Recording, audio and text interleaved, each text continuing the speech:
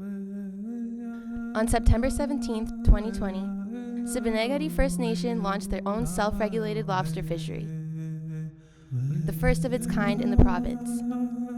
As promised by the Peace and Friendship Treaties and reaffirmed under the 1999 Supreme Court martial decision, Mi'kmaq fishers have an inherent right to hunt, fish, and harvest in pursuit of a moderate livelihood. That decision affected 34 Mi'kmaq and Escalating First Nations communities in New Brunswick, Prince Edward Island, Nova Scotia, and the Gaspé region of Quebec. Critically, moderate livelihood was not formally defined. In the face of commercial, conservation, and Indigenous rights interests, this has escalated tensions between communities and fishers.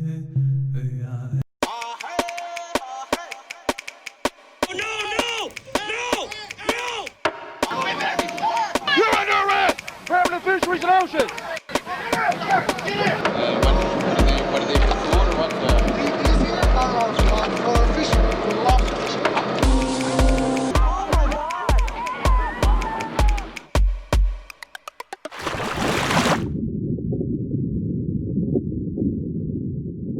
We are watching this tonight. Hurricane Teddy churning across the North Atlantic, heading for Nova Scotia.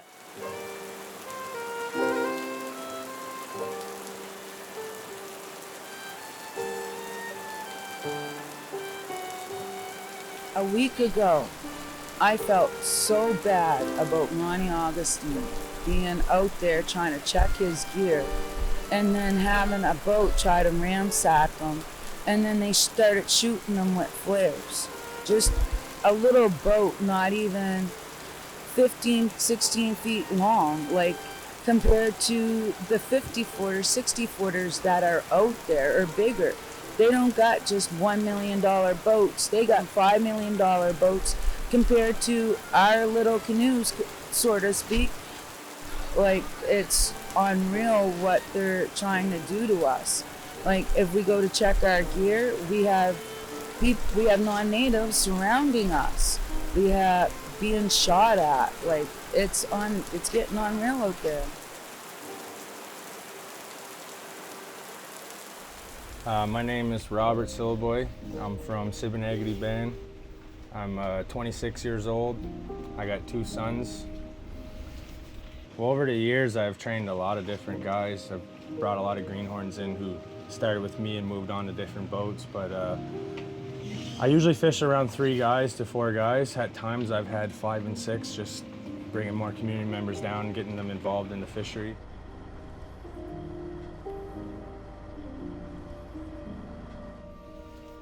This year alone, we had a couple different incidents that had nothing to do with fishing that we were faced with discrimination in Digby. One being at my house that we rent, we had 2 of our vehicles completely vandalized.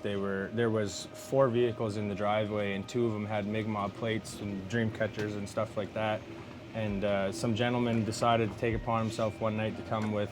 One of the neighbors said 1 had a gun and 2 had crowbars, and they smashed every window, every light, the doors, everything, and completely a hate crime. I don't know, we can't say whether or not it was this person or that person, or if it was because we're native or not, but it was the 2 native vehicles at a native-owned house that was completely destroyed. The night it happened, we were also on the water fishing, and our vehicles were damaged at the house, so we definitely experienced it.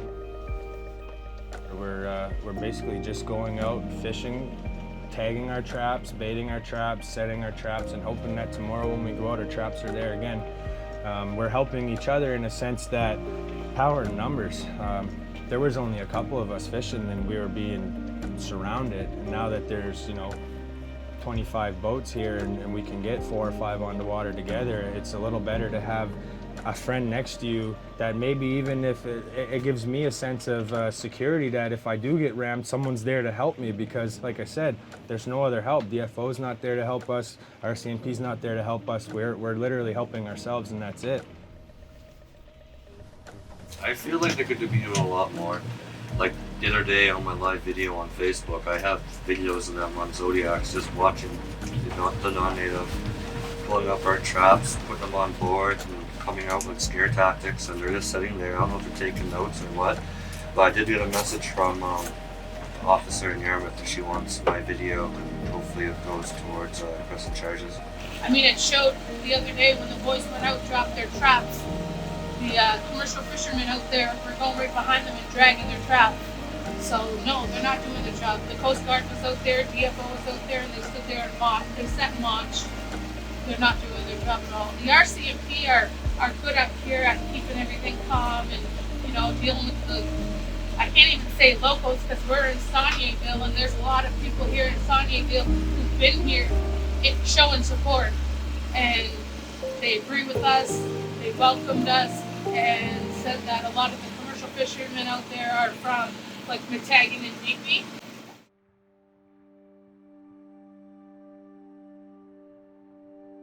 Doing this interview in the middle of a hurricane, but I know a couple people went home just to make sure their families are okay at home, but I feel like I'm more needed here. I'd rather have more numbers here, and I don't care about the weather. Well, the non-native fishermen live here, so I don't trust to leave this place without too many people. It's scary. There's nothing like this anywhere else. There's nothing like this going on anywhere else on any type of waters. It's acts of war. They're putting people's lives at risk. They're terrorizing us. That's the best word you can use, is terrorizing.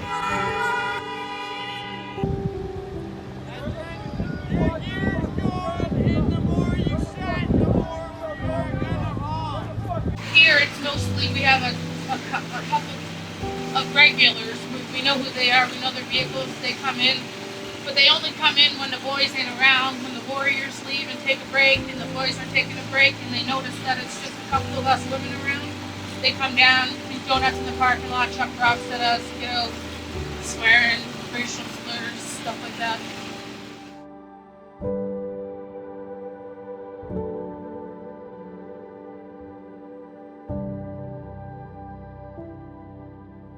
This is a conflict that has been created by our government between the native fishermen and the commercial fishermen.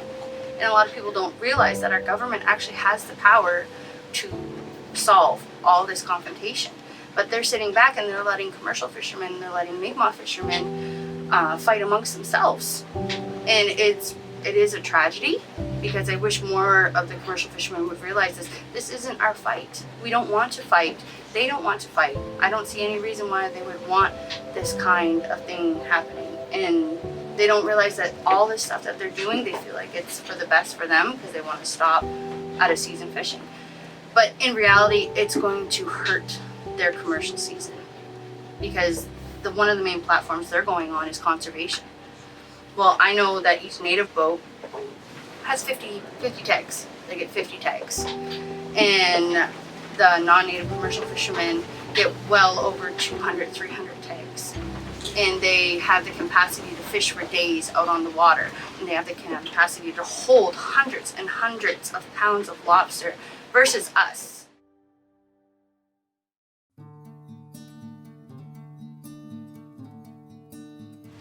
Just brutal, I find. Like, all this over us, like, what is there? We got maybe 30 boats here, 30 or 40 boats here. The treaty, the 1752 treaty means everything to me. All of our treaties are important to me, but that one in particular, as that's where we provide our moderate livelihood. Like I said, I've been practicing this right for 5 years now. I know a lot of people have been here longer than me, but this is as long as I've been. And to me, it means everything for our future. It means everything for my kids. Well, what is a modern livelihood? You know what I mean? Like, give us a definition of it. My modern livelihood, I paid taxes and everything, and I would have cleared a lot more money than a lot of people because I fished commercial a lot of years, right? So, is that my modern livelihood compared to somebody else down here? So, you can't really define it. You just got to go out and they have to work. Let these guys go out and do their thing and get ahead of the game. Like, we're all in poverty right now, so.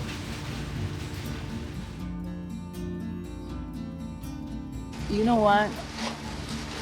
Treaties are very strong, not just for me as a native fisherwoman, but it's also very important for our future generations.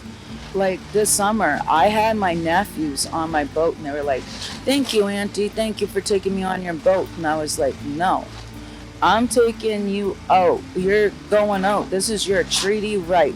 You have the right to be on this water. The non-natives, that's a privilege to be out on that water, but it's my right to be out on that water.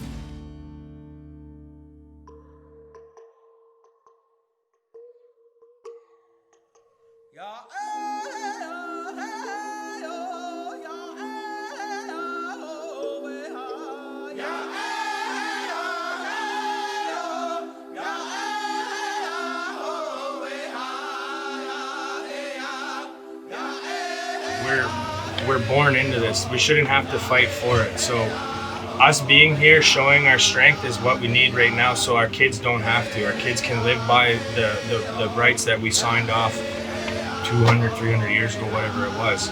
So I say stand tall and be proud Mi'kmaq people.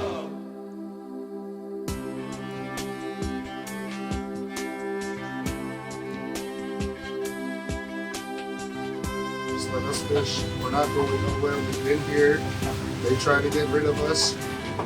They try to assimilate us. We're still here. We're not going nowhere.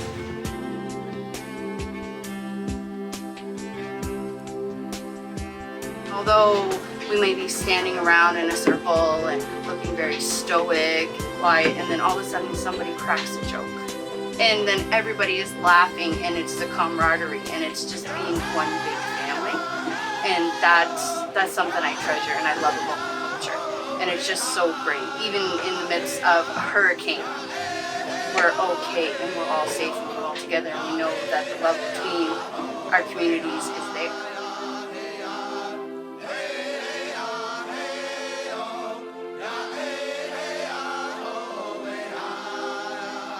Imperative. Nobody can take that from you, man.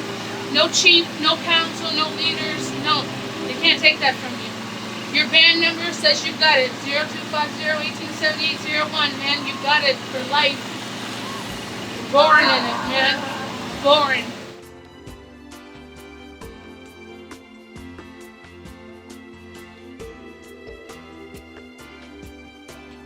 Calling on all nations and allies across Turtle Island to support Mi'kma'ki as we navigate through this state of emergency.